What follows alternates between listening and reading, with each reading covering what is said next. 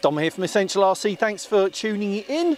It's a winter's day down at our local model flying club, out with a few new things, including this, the Ruko F11 Mini, which is Ruko's sub-250 g drone. Important that it's below 250 grams because you can legally do a lot more with a drone that is a camera drone that is below 250 grams. You still need, in the UK I'm talking about, you still need an operator ID. You have to register with the CAA, pay £10, get an operator ID and put that on, stick that onto your drone.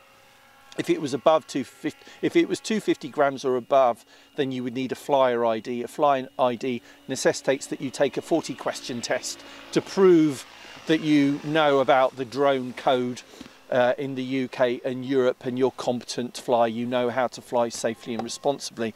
You don't actually have to do that with a sub-250 gram drone, but I recommend that you do it. It is well worth doing so that you do know what you should and should not do with a drone of any size.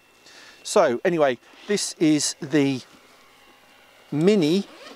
Let's have a look. Let's take it all out of the box. There's the drone itself. I think we have to do that arm and then that arm like that. It's quite small, isn't it? It's smaller than I was expecting. Tiny thing. Yeah. You get 2 batteries. So that slides in like that. You get a couple of USB leads, and that's the transmitter. And yeah, so as normal, you've got the handles that you hold onto, and then this flips up like that. Both are charged via USB leads. The batteries, these smart batteries that show you how charged up they are. I don't know if you can say it, but you hold down the button and it will show how much charge the battery's got. So what you have to use is your smartphone for the display of the telemetry and the first person view. I should tell you a bit about the specs for this. Let me go to the page here. So the F11 Mini, it's wind resistant up to level 4, that's 7 meters per second. Maximum flight speed of 3.5 meters per second in normal mode and 7 meters per second in sport mode, and a total maximum flight time of 60 minutes. 60 minutes? That's what it says here. Oh, provided by 2 intelligent flight batteries. Oh, okay. They're clever like that, aren't they? Yeah. So half an hour on each one. Beginner friendly, easy operation, 249 grams. The camera, 120-degree field of view lens, 90-degree adjustable camera, so it will tilt apparently on the controller, shoot 4K photos, and importantly 2.7K 25 frames per second video. Maximum image transmission 1,640 feet. There you go. One thing I will say about these little drones as well versus, you know, the kind of the big ones that we're used to. The premium brands. Yeah, the expensive ones. Where their batteries are so small, you can just take a USB power bank with you and actually charge them a number of times. Yes. So, whereas you can't do that with the big stuff because you need so much energy. You need mains. These, you can actually just take a USB power bank of a reasonable size and charge them another half a dozen times. So this is kind of the budget end of the market. You can pay a lot more for sub-250 gram drones. Yeah. But I think what Ruko are trying to do here is get in at the budget end. You know, if you don't have the money to invest in those high-end premium drones, camera drones, then this could be your thing. So gone through the spec, shown you what you get in the nice case that you get with it. I'll set it all up now. I've pre-installed the F11 Mini app on my smartphone. It will connect via wireless Wi-Fi to this, and then we'll go flying and show you what quality video you get from the F11 Mini. Okay, so it was really easy to set up. You turn the drone, you put the battery in the drone, turn that on first, turn on the controller, and then on the stick go up and down, and that will pair the two. Then you go in, then you start your app, the mini app from Ruko, and start that, and it will oh, actually you connect it, the Wi-Fi on your phone to the controller first. You do that and then you go into the app, and then you'll see the image that I'm seeing. So on here it's given me distance, height, speed, vertical and vertical and horizontal speed as well. The ability to change between taking video or taking pictures. Tells me how much of the SD card I've got left. It tells me about my number of satellites. Need to put it in that mode, Jay. Tells me how much battery I've got left in the drone and in the controller. And I've got auto takeoff on here as well, which you can also do via here. So on the controller I've got auto takeoff and land, and return to home. So I think we're all good. Should we give it a go, Jay? Mm-hmm. Yeah, and on the back, what I should show on the back of the transmitter, I've got the panning controls. So if I start recording now, I should be able to go, yeah, down and up on the tilt, which is good. And on the other side you've got take a photo and start video, is that? Yeah, and I've started video. You can also start video on the app. So let's so we're good. So we should be able to take off.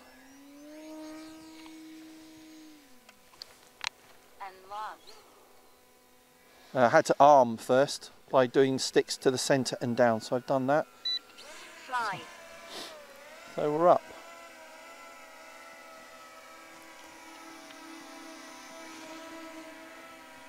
Can I just check you've taken it out of the close mode?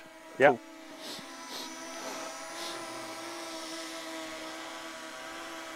There we go. Pretty stable, staying right over the landing pad. That's the first thing that you want. You know, using GPS to maintain the same position. So let's. I don't know how well you're going to be able to see the controller, Jay. To see the telemetry.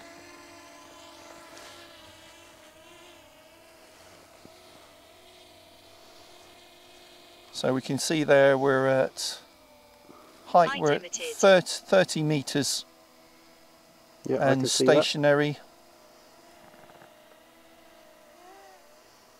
Let's go backwards a little bit, but we're basically facing out. So it's good to see. There's a little bit of wind today, but not too much, really. Probably 5 to 10 miles an hour, but it's up there above the trees. It's moving around a little bit.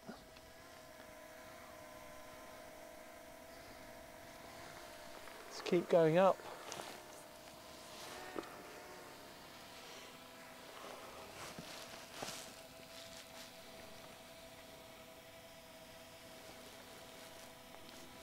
Not going higher than that at the moment. I wonder if out of the box it's limited on the height that you can go to, but I'm full up on the stick and it's not going higher. But let's at that height look around. It will turn quite rapidly.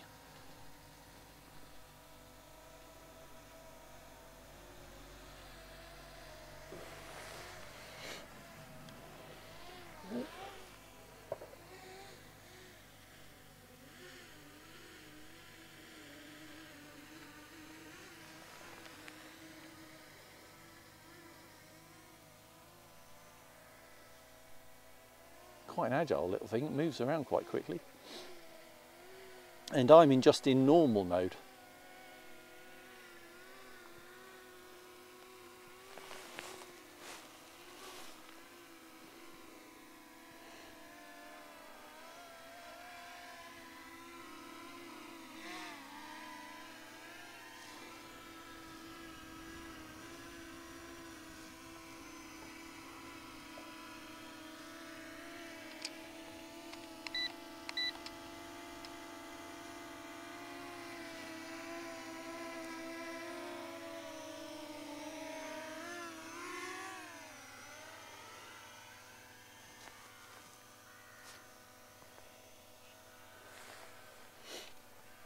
Distance limited. Ah. You've got a beginner mode turned on. You still? We're still recording audio. Okay, so I will say we're obviously in beginner mode. It's limiting distance away and vertical height. So let's go out here and let's do return to home. So if I push it out there.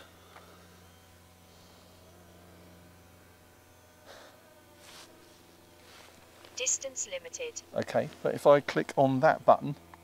Return home. Ah, now it's climbing to its default height for return to home, which is 20 meters by the look of it.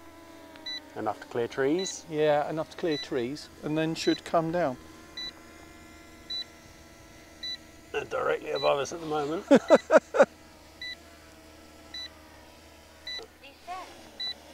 Right, it waits a little while and then it starts descending. So, how close to the pad will it be?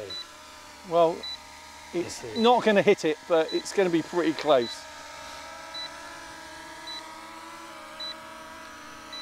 Not bad. Stop, return home. What, about a metre and a half away? Yeah, yeah, that's not bad. It's not bad. Right, now on here, I'm suspecting if I go in here, I'm in beginner mode. Aha! Turn that off. Then it says my total flight distance and flight altitude, 120 meters. That's okay, isn't it, Jay? Yeah. Because we can go to, well, yeah, 400 feet is our maximum with anything that is more than 2 props. Is that, Jay? That's the rule, isn't it? Yeah, so if you've got three lifting props or more, then but it's lifting props, so if you've got a wing, you're all right. All right, okay, so now that I've done that, shall I put it back on the landing pad? Fly. Still recording.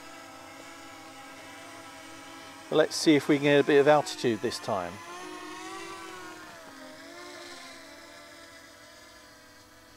I don't want Jay to get a pain in his neck looking vertically upwards, so we'll fly backwards a little bit. Keep climbing. It's definitely going higher this time, isn't it? It's without zoom, it's quite a small dot. We're at coming up on 70 meters, 80. It's too high for me now. Oh.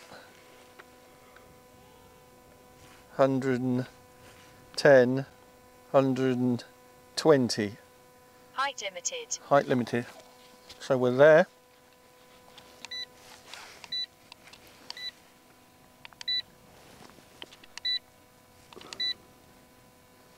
And if I pan straight down, it's moving slowly.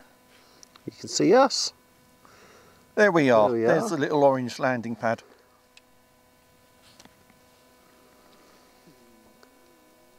So that's pretty good. So how about we do return to home from there? Return home.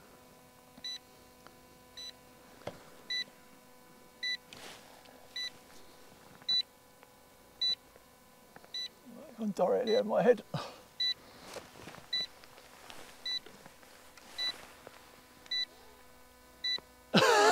It's very high. Descend. Oh, it's now descending. If you're in a hurry, it wouldn't come down quickly. 70 meters.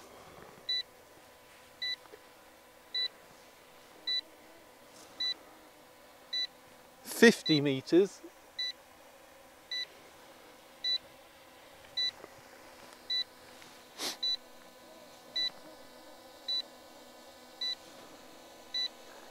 $25 meters.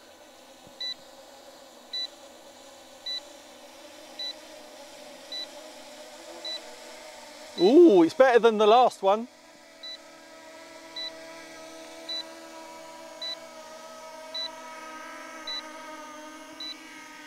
Touchdown. Stop, return home. Pretty close that time, huh? Pretty close. Okay, so I think for a first flight test, that's pretty good.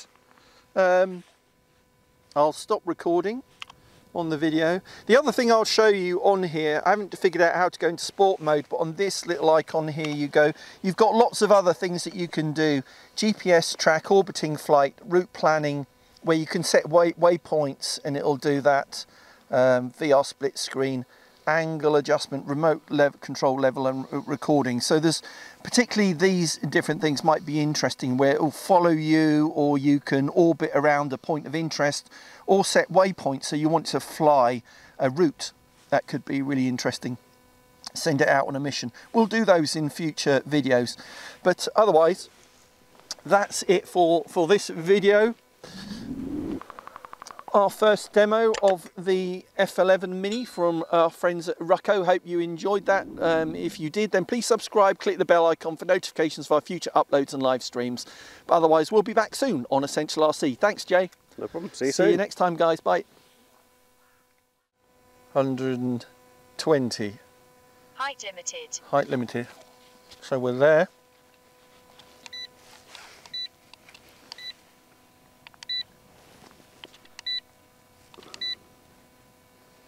And if I pan straight down, it's moving slowly. You can see us. There we are. There's the little orange landing pad.